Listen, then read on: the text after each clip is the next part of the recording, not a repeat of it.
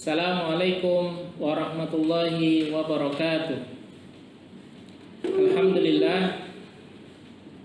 Alhamdulillahi hamdan katsiran thayyiban mubarakan fi kama yuhibbu rabbuna wa yarda. Asyhadu an la ilaha illallah wahdahu la syarikalah wa asyhadu anna Muhammadan abduhu wa rasuluh la nabiyya wa la rasula ba'd. Anak-anakku, anak-anak yang salih dan salihah, kelas 1 sampai kelas 6 SD Islam Saribumi yang disayangi oleh Allah Subhanahu wa taala. Alhamdulillah, anak-anak, pada kesempatan hari ini kita tepat sudah menjalankan pembelajaran 1 pekan. Itu semuanya adalah nikmat dari Allah Subhanahu wa taala kepada kita semuanya. Anak-anakku, anak-anak salih dan salihah kelas 1 sampai kelas 6 yang disayangi oleh Allah Subhanahu wa taala. Di sini Ustadz akan mengingatkan kepada kita semuanya, kepada diri Ustadz sendiri, kepada anak-anak salih dan salihah kelas 1 sampai kelas 6, bahwasanya sekarang kita berada di hari Jumat. Anak-anak sudah tahu insya Allah tentang hari Jumat tersebut. Hari Jumat adalah hari raya mingguan kaum muslimin. Ada adab-adab yang selayaknya harus kita lakukan untuk menyambut hari Jumat tersebut. Baik anak-anak salih dan salihah kelas 1 sampai kelas 6, Ustadz akan mengingatkan diri Ustadz sendiri dan juga anak-anak tentang adab-adab tersebut. Adab-adab di hari Jumat yang pertama, hendaknya kita membersihkan diri kita. Dengan cara apa? Dengan cara kita mandi. Mandi yang bersih. Untuk anak yang sudah balik, hendaknya dia mandi sebagaimana mandi besar. Ya. Setelah itu, setelah bersih badannya, setelah melakukan mandi, maka hendaklah kita memilih ahsanat thiyab, yaitu pakaian yang paling bagus, ya. Tentunya pakaiannya sudah kita bersihkan terlebih dahulu, kita cuci, ya. Kemudian setelah itu kita pakai wangi-wangian, ya. Untuk anak putra kita pakai wangi-wangian. Kalau perlu kita bawa pewangian. Ketika nanti di masjid kita boleh untuk memberikan hadiah saudara kita. Untuk yang putri tidak usah pakai wangi-wangian, tapi usahakan pakaiannya, badannya sudah bersih. Kemudian di antara adab pada hari Jumat, hendaknya kita bersiwak.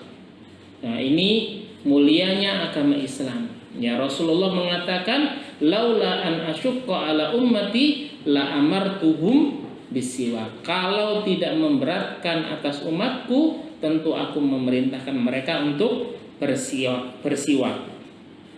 Kemudian di antara adab pada hari Jumat setelah kita melakukan aktivitas adalah bersegera kita menuju rumah-rumah Allah di masjid.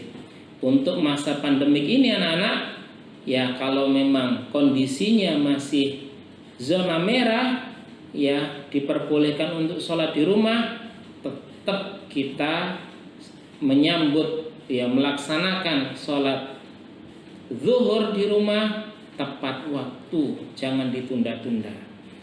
Berikutnya di antara adab pada hari Jumat anak-anak, yaitu qiraatu suratil kahfi. Qiraatu suratil kahfi, membaca surat al-kahfi, ya.